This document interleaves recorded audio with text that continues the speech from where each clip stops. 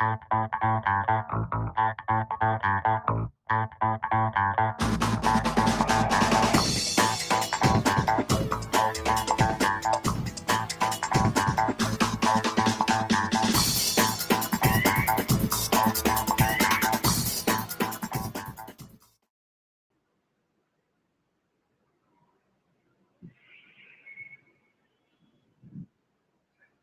boys.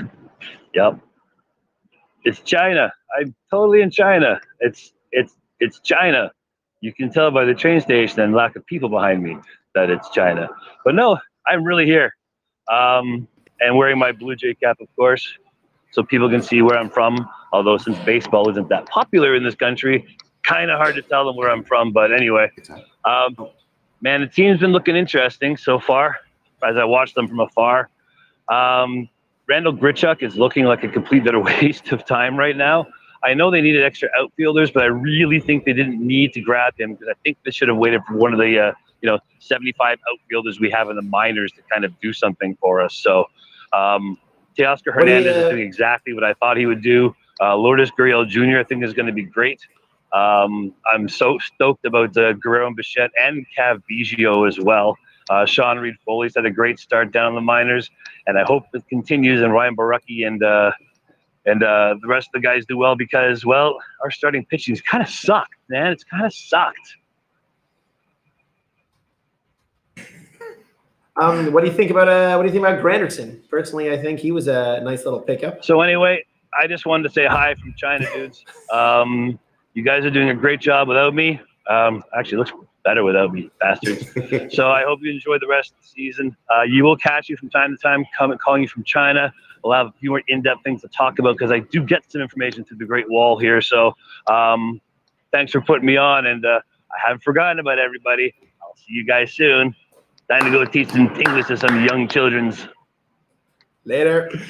Hello and welcome to the 4040 Men. We're international. International edition of the 4040 Men, the podcast with a guy who knows a heck of a lot about baseball and someone else. I currently am that someone else. My name is David Bronfman. I'm your interim co-host. We just heard from Jeff, our former co-host. And we also have, sitting to my left, Greg Howard. There we go. So our first call came from China. Excited about that. I'm amazed. I love the future. Well, they're way in the future because, like, aren't they in year like 4,000 or something like that? I don't know, but he was headed off to work tomorrow morning. Yes. Oh, so that's also kind of impressive. Anyhow, the nostalgic viewers of 4040 Men will recognize Jeff as our former co-host. I am temporarily in his place while he's being held behind the Great Wall. And one day, possibly he will return. If I have anything to say about it. So Greg. He's actually kind of a showpiece there because he's also 6'5". He used to have a giant bushy blonde beard, so 6'5" Viking walking around is always something to see in China. It's quite an attention grabber. Now, Greg Howard, you were almost in a lot of trouble. You were almost in a lot of trouble. Because I came into the studio today thinking that at this very moment, the Raptors would be playing Cleveland Cavaliers in the very first game. They are not. And they are not. They are not right now. It was a 7 o'clock game. Now it is an 8 o'clock game. And I swear to God, I was going to come in here and live on the air. I was going to tell you where to stick your co-host job, your unpaid co-hosting job, and then your interim co-hosting job. And then I was going to drop the mic. And then I realized that the mic is expensive. And if I drop the mic, I probably would not be able to afford to replace it. So here I am. I'm glad that you actually corrected yourself because you were like co-hosting job, and it was like no. Interim co-hosting. Anyhow, let's start talking about baseball. Greg, what the heck happened this week? Okay, so they ran into a little trouble, the week before in New York. All right, that was to be expected. They played Boston really well, actually. They won the first game with a nice little walk-off home run by Curtis Granderson. Great pickup, which I think. And each of the other games, they had a lead and then just sort of faded late because Boston is good. Unfortunately, Boston is good. Boston's like 22 wins right now. And I mean, if you were to if you were to equate the 22 wins into the amount of years that it's taken Cleveland Browns to get that, that is 6 seasons worth of wins. Cleveland Browns. But they were playing Boston tight, and then we just failed against Texas. I don't know what happened. Like we just folded. It was the relief pitching. Like we had a lead and we couldn't catch up. And so now I guess. Plus, and Stroman sort of did choke a bit on. Yeah. Do you have any sort of thoughts on what's happening with this season? Well, pitching is a mental thing, and I think that he needs to get Roy Halladay, one of the greatest pitchers in Jays franchise, sucked it up and was dropped down to single A ball at after his second year in the big league, and actually went down to single A ball and taught himself again how to pitch. But it was more of a confidence builder. It was like, okay, you got to go dominate some batters, and then you can actually throw some strikes against anyone. So I say he goes down to the minors for 3 or 4 starts. Like it doesn't have to be a huge amount of time, but it has to be like a couple of weeks at least. Wow. Just to sort of build the confidence back up. Halladay went down to single A. That's like single A. That's like 1A ahead of the Bad News Bears. I did not actually know that. Yeah. Well, speaking of the minors, Travis just got sent down. Yes. And I'm good with that. I feel for the guy. I like him, but he's been an injury liability. We haven't had a full season out of him, and now we've got Lourdes Gurriel, who is lighting it up. This guy, I'm really, really enjoying this guy. You know, I think he's my favorite Blue Jay. Yeah. I think I will officially make him as soon as I can learn how to pronounce his name properly. He'll be my favorite Blue Jay. And him and Ramirez are both kind of pulling their weight in the infield. So Diaz. And then you've got Yangervis Solarte. We've got another caller. Yeah. Oh, let's go to Harry. Let's see what. Perhaps Harry has something to add to the conversation. How are you doing, boys? We're great, thanks. How are you? It's been an interesting day. Almost as interesting as the week has been for the Jays. Even when they're not winning, they are still fun to watch. Oh yeah, no, the games were good. Yep, I didn't really know what I was going to suggest or ask or comment on, but I got thinking. You know, one of the things that irritated me about the Blue Jays the most the last couple of years that isn't irritating me this year, and Howie, can you guess what I'm going to say? No. I'm going to say Gibbons. Probably like the voice of the commentators. I was going to say that hasn't changed. No, I'm talking about Gibbons. Gibbons. Oh. I felt previous 2 years made a lot of bad decisions. I don't mind somebody being kind of aloof and supercilious with the press, because if I had to deal with those people, I probably act the same way he does.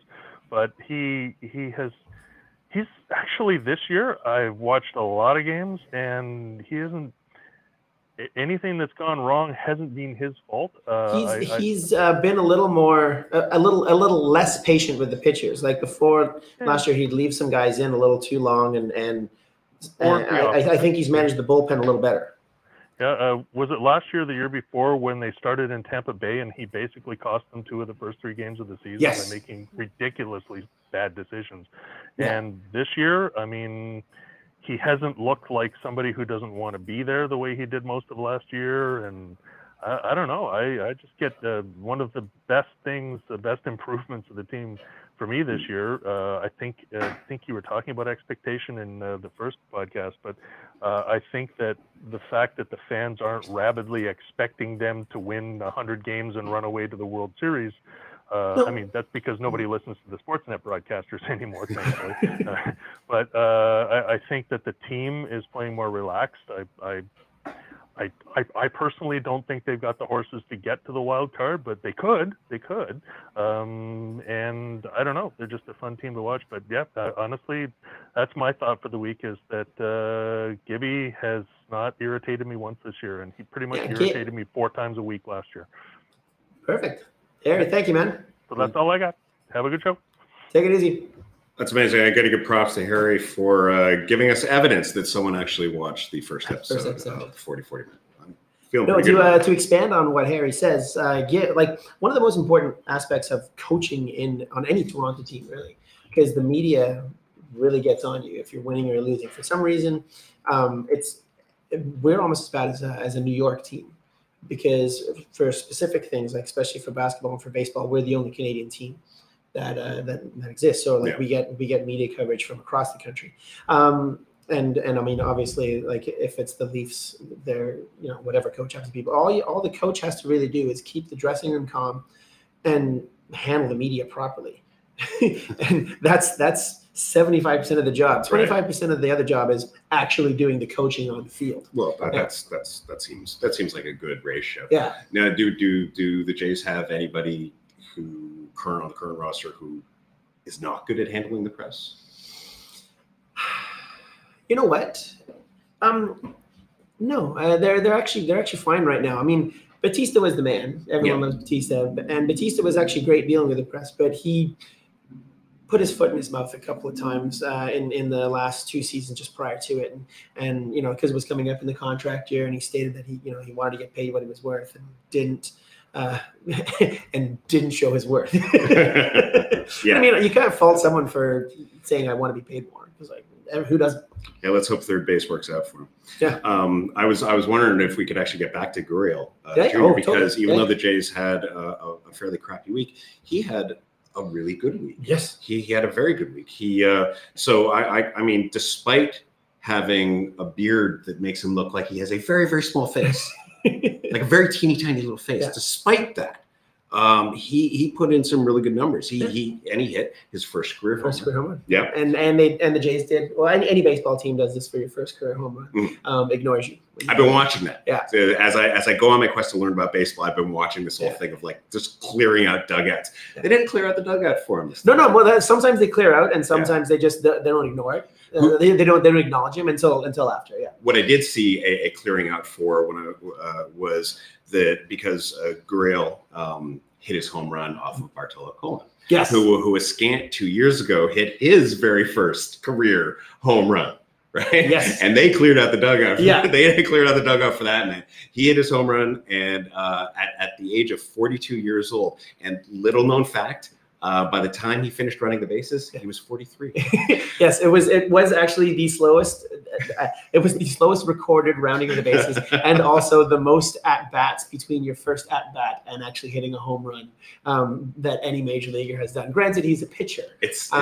Still, he got it, and I guess everybody was just hoping for that eventually to happen. That if he just hit that sweet spot, he could finally get it. I mean, he's a large man; he can do it. But that's the thing, is if you do connect it, and depending on how fast that pitch is coming in, like, it is physically possible. Gurriel also had a couple other really cool things this week. He had one of the shortest RBI singles of the year. Yes. The little blooper that he hit that rolled, I think, about 15 feet up the third baseline, and then came to a stop, allowing the runner to score and him to make it to first safely. Because they were expecting it to tail off and go foul. I love watching a group of grown men in professional sports gear bend down and watch a ball slowly as it attempts to inch over a chalk line. It's fascinating baseball. and when people say baseball is a slow game, it's like, yeah. And here's your evidence. And in other Gurriel news this week, he also ran out a ground ball that he hit to third, ran it out, like turned on the jets, and was safe. And the commentary on this was something that led me to something I found really surprising, is that baseball players often don't try to get to first if they hit a ground. It used to be a thing. I forget actually when they implemented the rule, but that actually used to happen in the tail end of the 80s, and they actually implemented a rule, like even if it's going to be caught or it's going to be whatever, you actually just have to even just trot to first base, because there were some guys that would pop up and then just throw the bat away and then just bail into the dugout. And then once in a while, it ended up someone dropped it and then they were screwed, because then they'd come off the baseline, so then they were out. So they implemented a rule. You've got to at least walk. If there was a time that you could, it was really evident about this. It was a couple of years ago. I think about 4 years ago, and Bryce Harper, who I don't know if he's come across your radar yet, but he's pretty freaking good. Name sounds familiar. He plays for the Washington Nationals, as everyone knows, and he's a child phenom. And it was second last game of the season or whatever, and he hit sort of a blooper that was an easy sort of thing, and he just sort of dogged it. And when he came off the field, went into the dugout, there's Jonathan Papelbon, who's a relief pitcher. They got in a fight because he was yelling at him for dogging it, and then it got in a huge fight in the thing, like literally just chokeholds and fists, stuff like that. Same team, and then obviously they had more than $100 and some odd million invested in Bryce Harper and not a lot invested in Papelbon, so he was gone. So nowadays in current time, you at the very least have to make a lackadaisical attempt to appear. It's not even a run. You can do, like, if you're on the treadmill and you can do that little click forward jog. So this is why he is becoming one of my favorite Jays, because he's trying, and he's proof that you can actually, I don't know, show some athleticism and prevail. Edwin Encarnacion 2 years ago actually legged out an infield single, and everyone was dumbfounded. This is Edwin. Yeah, because Edwin. And that sort of gave the team a little bit of a spark for a good solid 10 games, because they're like, well, shit, this guy's trying. So I like this whole thing about professional athletes trying. Yeah, it's it really it really makes me feel happy as I'm eating a bowl of 49-cent top ramen at home at night and watching them earn about $100,000 an inning. So that's pretty cool. So and then also some cool things this week with the Jays. Marco Estrada had his 5th successful career pickoff in 1,111 innings, and his first pickoff as a Blue Jay. He's a very easy pitcher to run on, and it's funny because he actually pitched that as something called the stretch. Oh God! All right. I know where you're coming at. I know what you're coming to, and sadly, it's as some of you have come to learn to know. Greg hands me a little hint, a little something to do a little bit of research on over the course of the week, and it's often a fairly odd sort of hint. And this week he handed me, well, I'll explain it when we begin our segment, which is something that we like to call, "What did Dave learn this week?" What did Dave learn this week? Stretch. I gave him one word: stretch. Greg gave me one word, and the word was stretch. And I got to tell you, these clues are getting more and more esoteric as the season progresses. I think eventually, by the time we hit the final week, your clue is going to be, and I'll have to find out what that means. But now I went into this immediately. I thought that you were talking about this topic because this week, Rangers first baseman Ronald Guzman, this week did a full out Jean-Claude Van Damme split stretch, nuts to the dust split to make a catch at first for the out. And this was so impressive. This was so impressive. This stretch happened, and somewhere on this planet, Mary Lou Retton had an orgasm. Yeah. It was that amazing. And he immediately went on the DL for a torn groin. It was like, did he? No. Okay. Because that would have been something fantastic. Now, this is, I wholeheartedly recommend that you find this. It's freely available on YouTube. It's quite something. A video that you should not watch was the second thing that I found in researching the association between stretch and baseball. And I found a video of former Indians right-handed pitcher Kazuhito Tadano, a video that he made from prior to his Major League Baseball days, which I truly, really would rather not watch again. And quite frankly, kind of wish I hadn't watched it in the first place. It has to do with the word stretch. Don't Google it. Anyhow, on a lighter note, Craig's going right for it. Please don't. Please don't. Oh, why are there snakes attached? Let me just say that you should probably get a VPN before you start looking for that. Okay. And then cleanse this browser. On a lighter note, as far as things doing with stretching and baseball go, did you know that the Orioles have a super fan? They have a super fan named Donna, otherwise known as Stretch Lady. Do you know anything about Stretch Lady? Have you heard about Stretch Lady? No. Well, she's on Twitter. It's @StretchLady, and you can learn about her there. But she comes to almost every Orioles game. She sits really, really close to the bullpen. And every day at Camden Yards, when they're playing, over the course of the game, mimics the warm-up stretches that pitchers do in the bullpen, visiting and home. She gets out there, she does the arm across, she does the arm pull, she does she goes just toe touches and everything. This has become so much of a staple at Camden Yards that she qualifies as super fan. People know who she is, they get her autograph and everything. And visiting teams are often baffled by this, but come to learn to accept her. They start. I've heard tales of people in the bullpen trying to challenge her with stretches. Like they see her doing it, and then they're like, "Okay, well, try and do this," and they start hugging their knees, doing full pike position. There was one player on the mark. Is she at least on a in an aisle where she can kind of actually stretch out, or she's just at the seat? She's kind of sort of at. It's a weird bit close to the bullpen, so where the seats kind of point to an angle, and she's right at the back by a brick wall.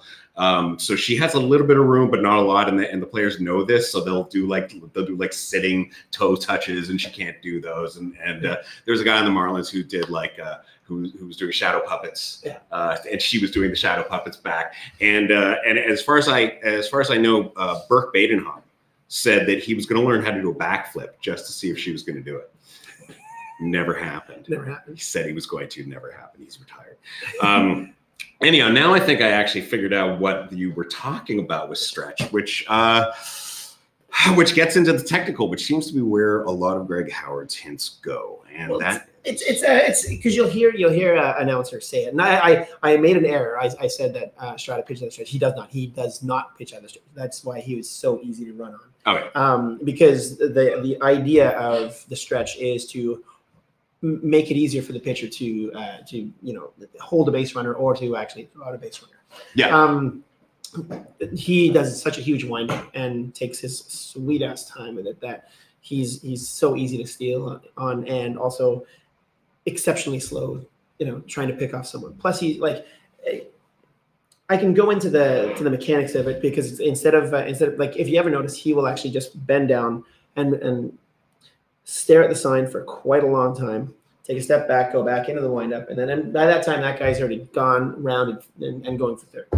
So, well, so this just goes into very quickly what I learned, and just as the basics of this, just to get everybody up to speed. You're all up to speed. I'm the one who's not. I'm sorry, but there's basically two basic pitching forms. It's kind of like the ale and lager of pitching. Yes. It can only be one and not the other. The windup and the stretch. Yes. And the windup is the traditional, big flamboyant. I'm pulling my arms up. I'm stepping back. I'm stepping to the left. I got my leg kick and I'm throwing it in there. And it's a thing that a lot of starting pitchers use. And then you've got but it takes a little bit of time, and runners know this, and so it's easy to steal off of a windup pitch. And for them, it's also a windup is also to give their arm a little more life as well, right? Whereas guys that pitch from the stretch usually are relievers. There's the odd starter that does pitch from the stretch, but a lot of times they've developed it because they were in the bullpen at some point. Right. But a reliever comes on because there's base runners, or because it's a tense out. So you start pitching from the stretch because it's much faster. You have an angle that's more geared towards throwing to a base to try to get a pick off. Now, having said all that, and that these are the things that pitchers are taught from day one when they're very wee pitchettes. When you're even emulating a pitch and there's a T-ball. When you're barely tossing a wiffle ball over the plate, you are taught this. Do your wind up as a starter, do your and switch over to your stretch if there are players on base. Because pitchers find that they have more flexibility, velocity, reliability in their pitches, and less arm strain, like you just said. But thanks to the miracle of science, we are learning that this is all a load of crap. That in fact there is no difference in pitch velocity across the board as far when you take like there are pitchers that do better with windup and pitchers that do better with stretch, but across the board no real difference in velocity, no real difference, and this was kind of amazing, no real difference in arm strain, because the mechanics show that most of the strain that you get from throwing a ball is after you've planted your foot, at which point both of those pitch setups are kind of the same thing. Yeah. There is a bigger step with the windup than with the. But as far as like arm strength, this is just sort of what I was saying is that there and so now you're getting a whole suite of new pitchers that are coming in who are starting to abandon the windup even when there's nobody on base. It comes to question, why does anybody still do the windup? Which apparently a lot of it is habit and superstition. Mm-hmm. You've got Bobby Valentine, who said that the windup is an archaic idea. You've got that's probably the smartest thing Bobby Valentine actually. Well, it's the only thing I've ever heard Bobby Valentine say, so it better be smart. And then you've got amazing pitchers like Tim Lincecum, who often used only the stretch in games, and Noah Syndergaard, who, as you may recall, we traded for R.A. Dickey, and he's kind of tearing it up. He's tearing it up now. But you know what? We got R.A. Dickey, so everything's great. You know what? I like Dickey, but we are now missing out on like a stud for another 10 years. Yeah, and he's a stud. And what he's done now is he's basically minimized his windup now into what is basically a hybrid between windup and stretch. It's really lowered down this movement, and he's doing exceptionally well with this. And that's what most of them are doing now. They're actually doing a hybrid of the two. They don't have as big of they start in a set position, which is the feet are parallel or touching onto the rubber, so that way they can actually do a quick move off and throw it, and then they can do a little bit of an extended kick as opposed to a monstrous wind-up kick that they would do. So, do you know anything about the David Price rule, which goes directly to what you're talking about? How fat you are and how. The David Price rule is that David Price. Sorry, David Price. I was thinking David Wells. I was like thinking, and I'm thinking in my head, David Price is good looking fit guy. No, totally. I was for some reason I was thinking David Wells. Do you know where I'm going with the David Price rule? No. Okay, so the David Price rule, which is newly instituted, it's a freshly minted rule, because now some umps can't even tell the difference between a set and a windup, and there are different rules that an ump has to pay attention to see if you're doing it right, if you're going to get a balk. That now, if there's a runner on third, I think you have to inform the umpire that if you're going into a stretch. That you actually have to do that now. And that's because David Price started making this kind of thing famous, and umpires were noticing, and so were players. And players are starting to mimic how Price was pitching. I've got one great example about how this sort of like change from wind up to stretch is so noticeable, and it has to do with Hideo Nomo. Oh yeah! On the day of his no-no, the first Nomo's no-no. Nomo's no-no, the first of his two career no-hitters, and he used to have a huge high leg kick as well. Exactly, and this is the fantastic thing. So you've got this guy Nomo, and he is known for this. Like his pitch is it's a Bugs Bunny style, like with a leg that goes all the way up in the He's got the stretch, goes out like this. He's like, I'm just gonna turn all the way around. Yep. I'm gonna turn, and I don't know if I'm gonna pitch anymore. Yep. I think I might just turn around and go home. No, but wait, here I come. I'm gonna come pitch. Here it comes. And yes, and I pitched the ball. I finally pitched the ball, and a runner has stolen 3 bases. Yeah. But on the day of his no-no, which I love. The first of his two, he was pitching at Coors Field, which is Colorado, and up in like Denver. Thin air, and widely known as a hitter's park, a home run park, against a ball bashing team. This is 1996. These guys loved home runs. They loved home runs like 20 will get you a free coffee at Starbucks. That's how much they loved home runs. They were averaging 8 runs a game at home. So this is an intense feat for him to do the no-hitter in this park. The only no-hitter to ever be thrown. In Coors Field. Yeah. Yes. And many largely feel that his no-hitter is due to him abandoning the windup because it was a really wet, rainy day. There were multiple rain delays. And he was slipping. He was slipping on the wet mound. Yeah. The wet mound, Greg. The wet mound. Can we take a mound visit to the wet mound? Sure. You know, you're only allowed seven visits now. to the wet mound tonight.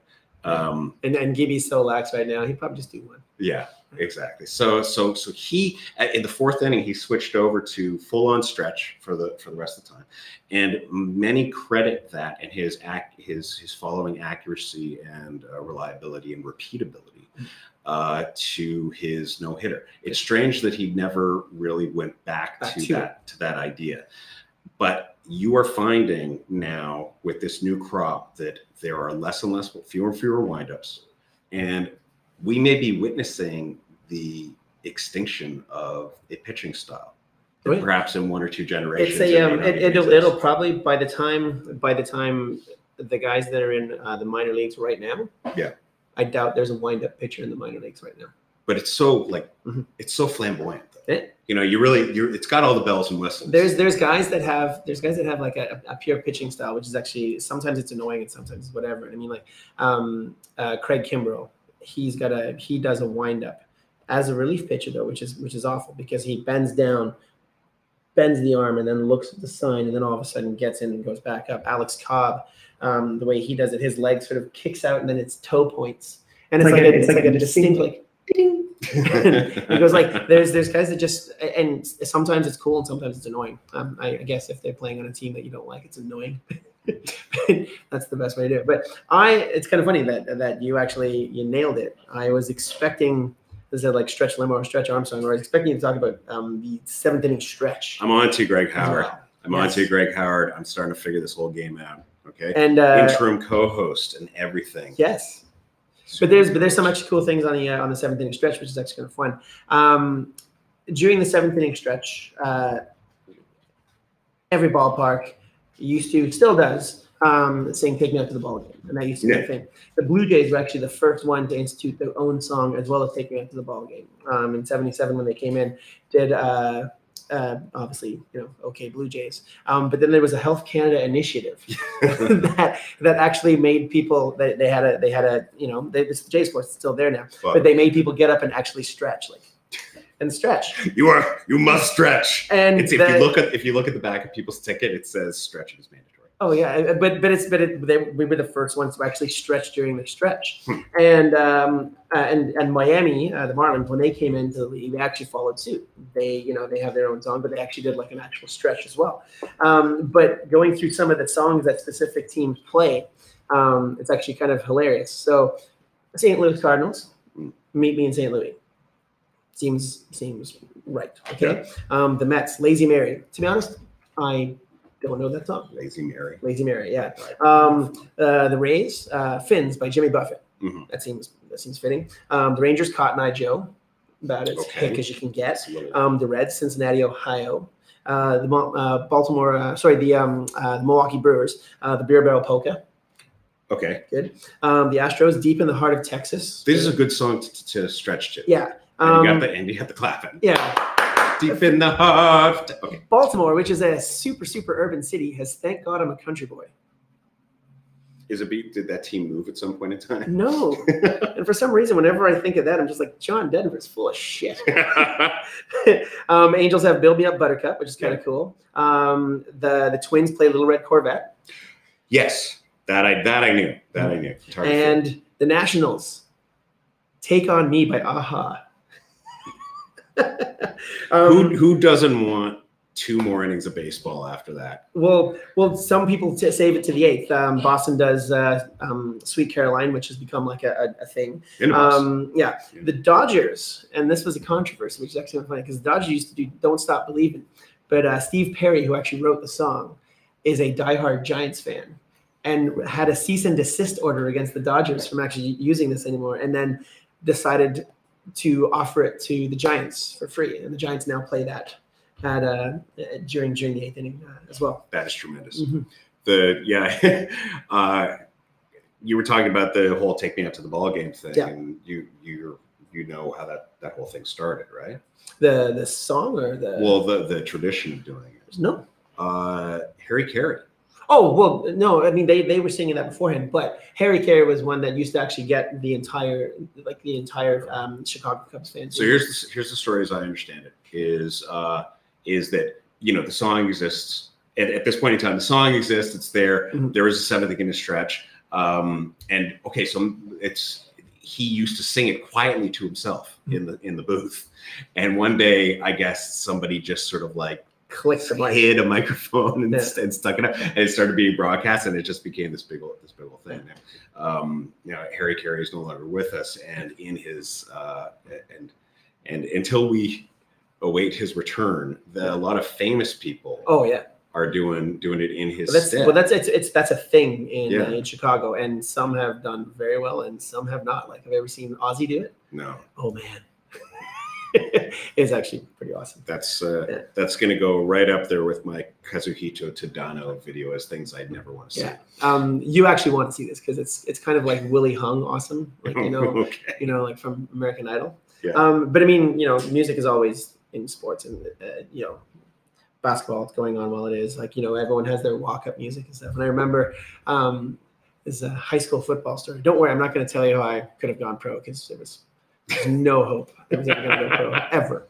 But I remember in our second last year, one of the fathers whose kid was on the junior team and he wanted to coach the senior team, didn't want to have anything to do with his kid and the junior team, was mad because this is in the 90s. We were listening to things like AC/DC and Metallica. And he's like, this is wrong. You shouldn't pump yourself up for this.